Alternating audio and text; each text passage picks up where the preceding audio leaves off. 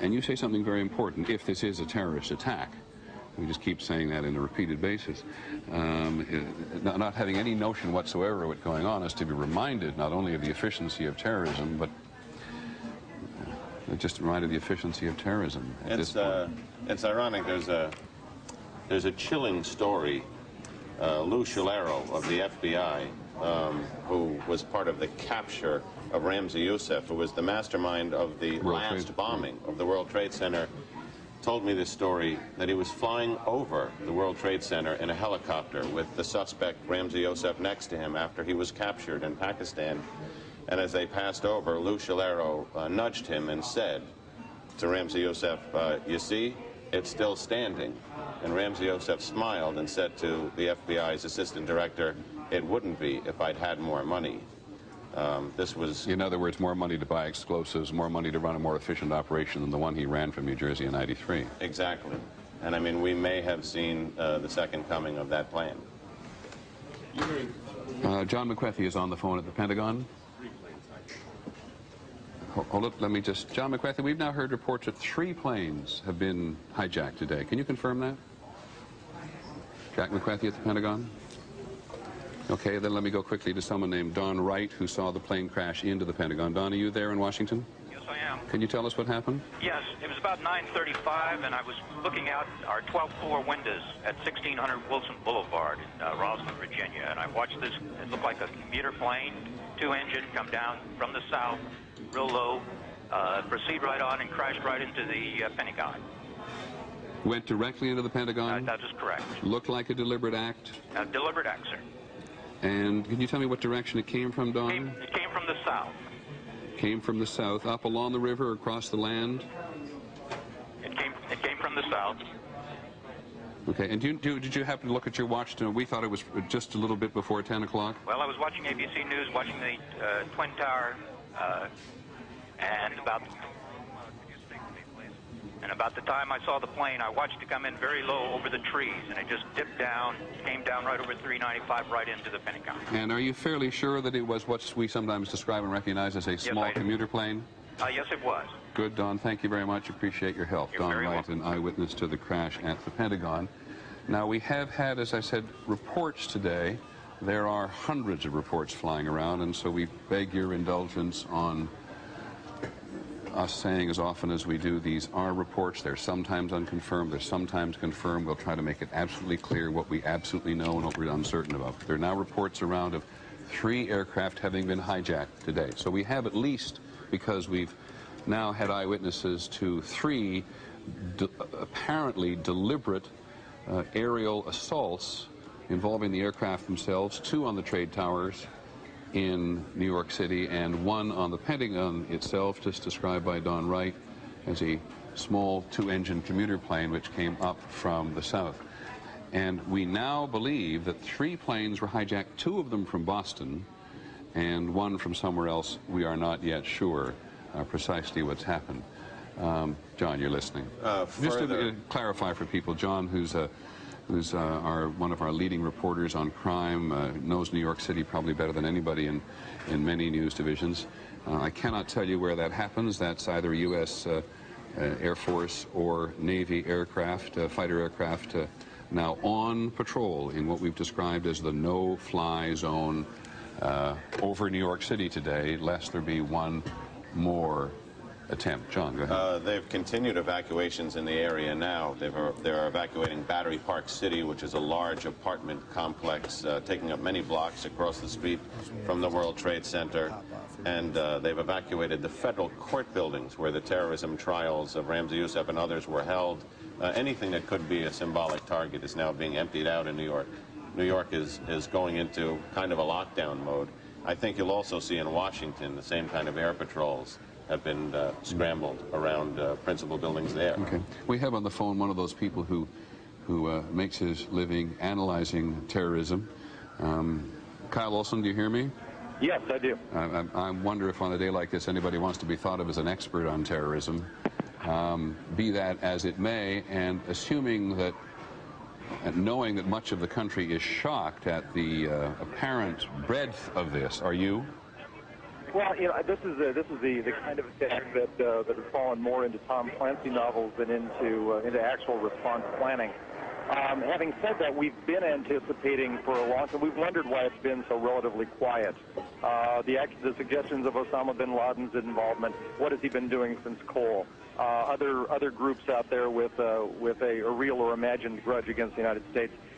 The nature of the event is shocking. The fact that it's happened is not.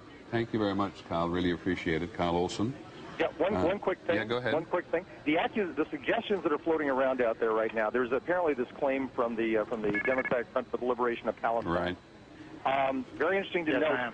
If this is legitimate, if this claim stands up, this appears to be the first time this group has targeted Americans. This group has primarily steered away from the more extreme end of the violence scale. They focused less on suicide bombings, more on gun attacks and that sort of thing in the territories against Israelis. Well, if this holds up, this is a very different tactic. Well, if it is true, and of course the Democratic Front for the Liberation of Palestine was very much involved in attacking aircraft in the 1970s, which carried Americans. So certainly would accept your notion that it's a recent attack on Americans. Thank you, Kyle, very much. You bet.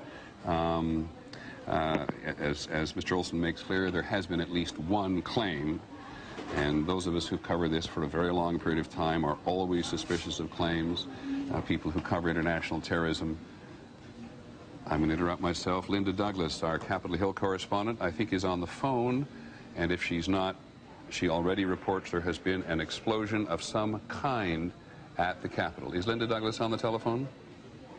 Let's get her on the phone as quickly as we have. She just reported a couple of minutes ago that the leaders of the Congress, Senator Lott, Senator Daschle, the Republican and Democratic leaders in the Senate, had been taken to some undisclosed secure location. Our general assumption is that there's no panic involved in this, that somebody in the Capitol building, as someone in the White House, has a book which says that when these things happen, here, Thomas, maybe you can confirm this for me, when these things happen, there are certain modalities which you behave, and as you see the hierarchy of the American political establishment, the military establishment being attacked, you want to protect the chain of command. Absolutely. The first thing they try to do is get everyone in secure positions so they can gather information and make decisions about what to do next. One of the things that law enforcement officials had been planning for is the notion of a multi-tiered attack. An attack occurring in multiple places simultaneously. Because one of the things they've talked about is that terrorists want to project more fear, as much fear as possible, and one of the ways you can do it is to have this notion that attacks are happening on multiple fronts. Yeah, well, and we've never seen anything like this before in the United States, of course, and in fact, not seen anything like this in my recollection. I've been doing this for 30-some-odd years. I don't recall any multitude of attacks. We've had two or three. We've had two suicide bombers in a short period of time in the Middle East. We had the two embassies in Africa, in Kenya and in Tanzania, the attack 2 summers ago in the United States. But the notion that that terrorists, either an organization or organizations, plural, should be able to mount a concerted effort against the United States in this way, causing in this instance so many casualties, in the instance of the trade tower certainly so many casualties, is going to astound people in the political and military and intelligence establishment. Absolutely. The notion that you could have multiple attacks like this, they had been planning for it, they had not seen it. This is a extraordinary escalation, one that they were predicting would happen, but no one would think that would happen this quickly. Okay, John Miller? I think... let me just interrupt. I sure. apologize again. We're now looking at a helicopter over the Pentagon. That makes perfect sense this morning. But given the fact that we're all sensitive to the presence of any aircraft, that was a helicopter that just flew across the screen. That is, and as we had at least one eyewitness said this was an attack on the Pentagon from the south. He described it quite confidently as resembling a commuter aircraft, which is to say smaller than a small private aircraft and not as large as a commercial jet. It may have been a prop jet. It may have been a jet, but it's a smaller version of the jets which so many people in so many middle-sized American cities are now accustomed to seeing.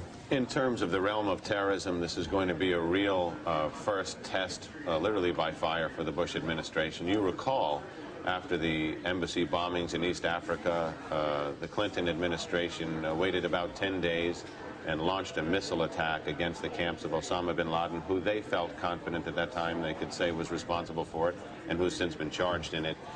In this case, I think this ratchets up. Excuse me. This is the Pentagon we're looking at now, according to my monitor.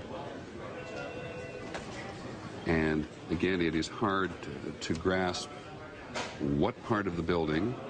We do not know if they're in the courtyard or outside, but you can see that a fairly considerable amount of damage has been done. We do not know whether these are offices or storage areas. The Pentagon is full of many thousands of people every day. The Secretary of Defense Donald Rumsfeld has been saying only yesterday and today that he wants to reduce the bloatedness, as he put it, as he alluded to it, in the military and the bureaucracy. But this is the great home of the military.